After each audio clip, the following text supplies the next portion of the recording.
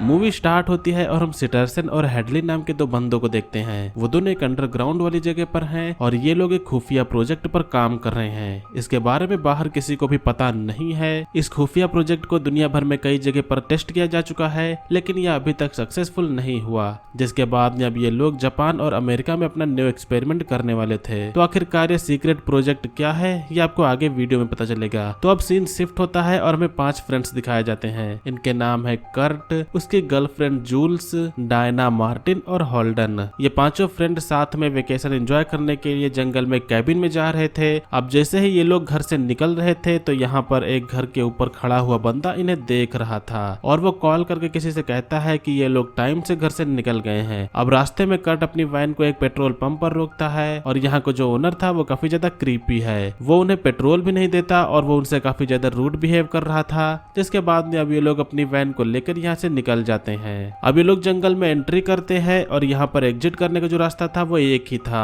अब ये लोग टनल में एंटर करते हैं और तभी यहाँ पर एक चील उड़ रही थी जो अचानक से किसी चीज से टकरा कर मर जाती है। ये काफी अजीब था। अब इसके बाद में सभी लोग कैबिन तक पहुंच जाते हैं और अब यहाँ पर कैबिन के अंदर आने के बाद में होल्डन को कैबिन के रूम में एक पेंटिंग दिखती है। ये जो पेंटिंग थी वो बेहद ही ज्यादा अजीब थी। उसमें इंसानों द्वारा जानवर को बहुत बुरी तरह से चीरफाड़ करते हुए दिखाया गया हुआ था। होल्डन उस पेंटिंग को उतार कर अब साइड में रख देता है और तभी वो देखता है कि ये जो पेंटिंग है वहाँ पर एक मिरर भी लगा हुआ था, जिसकी दूसरी साइड में उसकी जो दोस्त थी डायना खड़ी हुई थी। ये जो मिरर था वो पूरी तरह से सी थ्रू था, लेकिन उस साइड से अंदर कुछ भी नहीं दिखेगा। अब इसके बाद में वो डायना के पास में जाकर उसे सब कुछ बताता है और अब दोनों लोग रूम चेंज कर लेते हैं। डायना उसी पेंटिंग को मिरर के आगे लगा देती है क्योंकि ये जो पेंटिंग थी वो काफी ज्यादा डरावनी थी, इसीलिए वो उसे एक कपड़े से कवर कर देती है। अब इस कैबिन को वही दो बंदे सीसीटीवी कैमरे से लाइव देख रहे थे। ये लोग सिर्फ इस कैबिन पर ही नहीं बल्कि पूरे आसपास के एरिया को कवर कर रहे थे और इन्हीं लोगों ने उस पूरे एरिया को टेक्निकल कंट्रोल किया हुआ था। अब तभी वहाँ पर एक फोन रिंग होता है जो उसी पेट्रोल पंप का ओनर था। वो उनसे कहता है कि उसने अपना काम अच्छे से कर दिया है और उन पांचों को बिना पेट्रोल दिए हुए कैबिन तक भेज दिया है। इधर इन सभी को देखकर हमें ऐसा लगता है कि ये जो लोग हैं ये काम काफी टाइम से करते हुए आ रहे हैं। इस तरफ कैबिन में ये सारे फ्रेंड एंजॉय करते हुए ट्रूथ और डेयर खेल रहे थे कि तभी अचानक से इनके बेसमेंट का गेट अपने आप ही खुल जाता है। पहले तो वो लोग काफी ज्यादा डर जाते हैं, लेकिन साथ में वो लोग काफी ज्यादा उत्सुक भी थे कि इस बेसमेंट में क्या है, इसलिए वो लोग इसे देखने के लिए इसके अंदर जाते हैं और यहाँ पर पड़ी हुई चीजों को देखने लगते हैं। मार्टी यहाँ पर सभी को बार बार बेसमेंट से चलने के लिए रिक्वेस्ट कर रहा था, लेकिन ये जो लोग थे वो उसकी बात बिल्कुल भी नहीं सुन रहे थे। यहाँ पर उन्हें बेसमेंट में काफी अजीब अजीब चीजें मिल रही थी।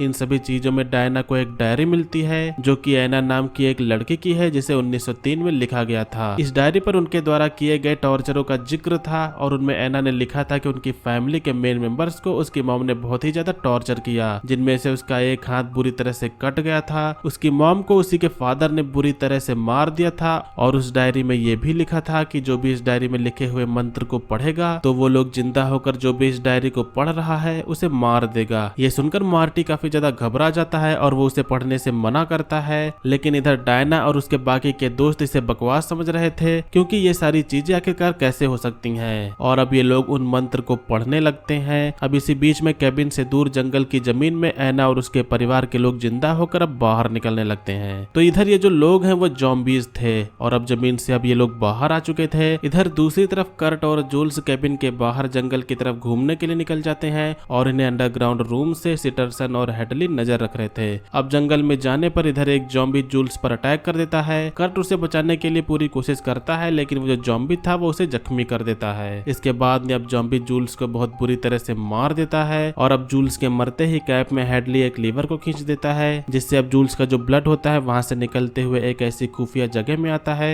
जहां पर बॉडी जैसी बाउंड्रीज बनी हुई थी। वहां पर उसका ब्लड पूरी तरह से फैल जाता है और इस तरफ कर्ट भागते हुए कैबिन में पहुंचता है। वो अपने दोस्तों के पास में जाकर उन्हें सब कुछ बताता है कि उसके साथ में जंगल में क्या हुआ था और वो सबको हड़बड़ाते हुए कहता है कि हमें जल्दी से यहाँ से निकलना चाहिए। और अब तभी अचानक से उनके गेट पर कोई आता है। सभी लोग गेट खोलने के लिए मना कर रहे थे, लेकिन डायना गेट को खोल देती है और अब गेट खोलते ही उनके सामने ज़ॉम्बी खड़ा हुआ था। उसके हाथ में जूल्स का कटा हुआ सर था और अब वो डायना पर फेंक के उसे मारता है। यहाँ पर ये बाकी जो दोस्त थे वो जैसे तैसे करके अब यहाँ से भागने लगते हैं। वो जल्दी से गेट बंद कर देते हैं और अब यहाँ पर कर्ट प्लान बनाता है कि अगर उन्हें इनसे बचना है तो वो सारे घर के खिड़की दरवाजे बंद कर दें और इसके बाद में वो सभी लोग एक ही हॉल में रुकेंगे। बेस कैंप में इधर हेडली और हसन उनका आइडिया सुनकर परेशान हो जाते हैं, क्योंकि इधर इन्हें लग रहा था कि शायद इस आइडिया से ये लोग जिंदा बच सकते हैं। मार्टिन को यहाँ पर अपने रूम में कैमरा और वायर्स दिखाई देते हैं, जिससे उसे जल्द ही समझ में आ जाता है कि पूरे कैबिन में हर जगह पर उस पर नजर रखी जा रही है। एक्चुअली इन सभी को कंट्रोल किया जा रहा था, लेकिन ये सब चीज पता लगने में उसे काफी ज्यादा लेट हो गया होता है। अब इतने में तभी एक जॉम्बी विंडो को खींचकर उसे घर के बाहर निकालकर अपने साथ में लेके चला जाता है और इधर लैब में फिर से वैसे ही एक बॉडी आउटलाइन फिल होते हुए दिखाई देती है। ऊपर से ब्लड भी गिरता है और मार्टिन भी अब मारा गया है। अब इसके बाद में यहाँ पर सिर्फ 3 ही लोग बचे हुए थे, जो अपनी जान को बचाने के लिए वैन में बैठकर यहाँ से भागने की कोशिश करने लगते हैं। दूसरी तरफ इधर जापान का सीन दिखाया जाता है, जहाँ पर स्कूल के बच्चों ने इस इविल स्पिरिट पर एक्सॉर्सिज्म करके उसे एक मेढक के शरीर के अंदर कैद कर दिया। इसका मतलब यह था कि जो जापान वाला प्रोजेक्ट था वो भी पूरी तरह से फेल हो चुका है। अब सब कुछ यहाँ पर अमेरिका वाले प्रोजेक्ट यानी कि यहाँ पर जो चल रहा है इस पर डिपेंडेंट है, क्योंकि इधर दुनिया के जो सारे प्रोजेक्ट थे वो लगभग फेल ही हो चुके थे। इसके बाद में इधर कर्ट, डायना और होल्डन इस इलाके से बाहर जाने वाले टनल में जा रहे होते हैं। उन्हें लग रहा है कि उनका बाहर निकलना बहुत ही आसान है, अब हम लोग बच जाएंगे, लेकिन ऐसा बिल्कुल भी नहीं होता, क्योंकि उन्हें तो कोई और ही कंट्रोल कर रहा था। अब यहाँ पर अचानक से ब्लास्ट करवा दिया जाता है, जिससे कि जो सारा यहाँ पर टनल था वो टूट जाता है। अब जैसा कि ये लोग टनल को क्रॉस नहीं कर सकते हैं, इसलिए कर्ट अब डिसाइड करता है कि वो अपनी बाइक की मदद से ये जो उसके सामने खाई है उसे क्रॉस करने की कोशिश करेगा और खाई की दूसरी तरफ जाकर वो होल्डर और डायना के लिए पुलिस की हेल्प लेकर आएगा। अब जैसे ही वो अपनी बाइक से जंप करने की कोशिश करता है तो उसके सामने ये जो इनविजिबल वॉल थी उससे वो टकराकर उसी खाई में गिर जाता है और शायद अब यहाँ वो भी मारा जाता है। अब उसके मरने के बाद में इधर डायना और होल्डन ही बचे हुए थे। वो वैन में जल्दी से बैठते हैं और दूसरे रास्ते को ढूंढने के लिए निकल जाते हैं। अब ये दोनों वैन में बैठकर यहाँ से जा रहे थे, लेकिन इन्हें नहीं पता है कि उनकी वैन में एक जॉम्बी बैठा हुआ है। वो अब एक रॉड की मदद से होल्डन के सर पर वार करता है और अब उसके मरने के बाद इस वैन का बैलेंस बिगड़ जाता है। वो वैन अब लेक में जाकर गिर जाती है, जहाँ अब डायना स्विम करते हुए जॉम्बी से बचते हुए बाहर निकल कर आती है। अब तभी उसके सामने उसे मार्टी नजर आता है। यहाँ पर मार्टी एक्चुअली जिंदा था, लेकिन इसकी खबर बेस कैंप में लोगों को बिल्कुल भी नहीं थी। वो सभी लोग इसकी खुशी मना रहे थे कि अब तो सभी लोग मर गए होंगे और डायना बची हुई है, लेकिन उसे कोई ना कोई मॉन्स्टर तो मार ही देगा। मार्टी अब डायना को जॉम्बी से बचाकर उसे कैंप में लेकर जाता है, जहां पर उसे जॉम्बी लेकर आया था। मार्टी उसे बताता है कि उसने जॉम्बी के टुकड़े टुकड़े कर दिए थे, लेकिन वो अब भी जिंदा है। जिसके बाद में वो जॉम्बी उसे सब कुछ बताता है कि इस पूरे एरिया को टेक्निकली कंट्रोल किया जा रहा है और हम सभी लोगों पर नजर रखी जा रही थी। इन जॉम्बीज को लिफ्ट के सहारे बेस कैंप के लोग ऊपर भेजा करते हैं। इधर इन दोनों के पास में कोई भी ऑप्शन नहीं था, इसीलिए अब ये लिफ्ट का यूज करके अंडरग्राउंड तक जाते हैं। अब अंडरग्राउंड में आने पर ये लोग बेस कैंप तक पहुंच जाते हैं और नीचे जाते हुए इन्हें बहुत ही अजीब तरह के मॉन्स्टर दिखाई दे रहे थे। यहाँ पर हर एक मॉन्स्टर उन सभी चीजों को रिप्रेजेंट कर रहा था जैसा कि उनके कैबिन के बेसमेंट में मौजूद थी, यानी कि इनकी मौत कैसे होने वाली है ये लोग पहले ही डिसाइड कर चुके हैं। इधर बेसमेंट में रखी हुई चीजों को अलग अलग उठाने के बाद में वही बेस कैंप में सिटारसन उन्हें मारने के लिए एक सिक्योरिटी वाले बंदे को भेजता है। ये दोनों किसी तरह से उसका सामना करते हुए उसे मार देते हैं और अब ये दोनों लिफ्ट से बाहर आ जाते हैं। अब यहाँ पर आने के बाद उन्हें अनाउंसमेंट सुनाई देती है कि ह्यूमैनिटी को बचाने के लिए उन्हें अपनी कुर्बानी देनी पड़ेगी। ये दोनों काफी ज्यादा डर गए थे और वो एक रूम में जाकर छिप जाते हैं। ये वही रूम था जहाँ पर सारी लिफ्ट कंट्रोल होती थी। इसमें खतरनाक तरह के मॉन्स्टर को इन लोगों ने पकड़ कर रखा हुआ था। मार्टी को इधर पकड़ने के लिए पूरी फौज आ जाती है। उनसे बचने के लिए डायना यहाँ पर एक बटन को प्रेस कर देती है। इसके बाद में हमें यहाँ पर जो सीन दिखाया जाता है वो बहुत ही ज्यादा डरावना और खतरनाक था। बटन को प्रेस करने के बाद में यहाँ पर लिफ्ट के सारे दरवाजे खुल जाते हैं, जिससे कि यहाँ पर जो अलग अलग तरह के मॉन्स्टर थे वो सभी बाहर निकल आते हैं। वो अब सभी लोगों को बुरी तरह से मार कर खाने लगते हैं। उनके रूम में जॉम्बीज भी घुस आते हैं और इधर वो हेडली को मार देते हैं।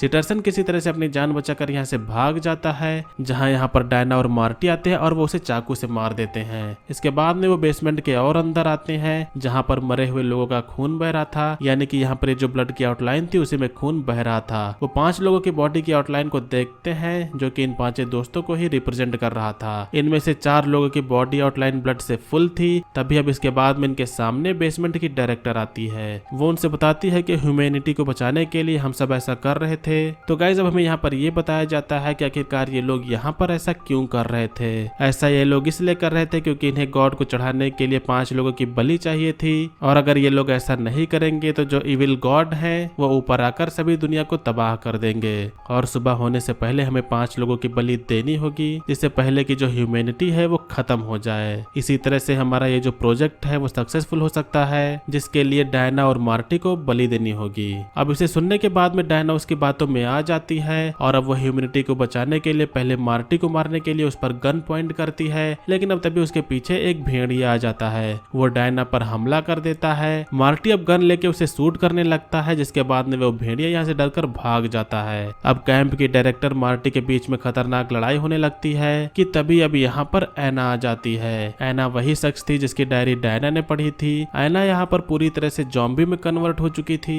और अब वो जो बेस कैंप की डायरेक्टर होती है उस पर वॉर करके उसे मार देती है। मार्टी अब दोनों को धक्का मारकर नीचे फेंक देता है और उसे लगता है कि नीचे गॉड रहते हैं, अब सब कुछ ठीक हो जाएगा। वो दोनों अब साथ में बैठकर रिलैक्स करते हैं और अब सिगरेट पीने जा रहे थे। यहाँ पर डायना मार्टी से माफी मांगती है क्योंकि उसने उस पर गन पॉइंट किया था, लेकिन अब तभी यहाँ पर अचानक से अर्थक्वेक आने लगता है और उस कैंप में से एक बड़ा सा हाथ बाहर निकलता है, जो कि ये हाथ एक इविल गॉड का था। और अब जो ह्यूमैनिटी है वो पूरी तरह से खत्म होने वाली है और इसी के साथ में यहाँ पर इस मूवी का एंड होता है। तो ये थी 2011 की एक हॉरर कॉमेडी मूवी का एक्सप्लेनेशन। मूवी का नेम है केबिन इन द वुड्स। उम्मीद करता हूँ आप लोग ने मूवी के एक्सप्लेनेशन को एंजॉय किया होगा। मूवी का एक्सप्लेनेशन आपको पसंद आए तो वीडियो को लाइक करिएगा। चैनल पर अगर आप लोग नए हो तो सब्सक्राइब करिएगा। आज की वीडियो के लिए बस इतना ही, मिलेंगे अगली वीडियो में। तब तक के लिए बाय।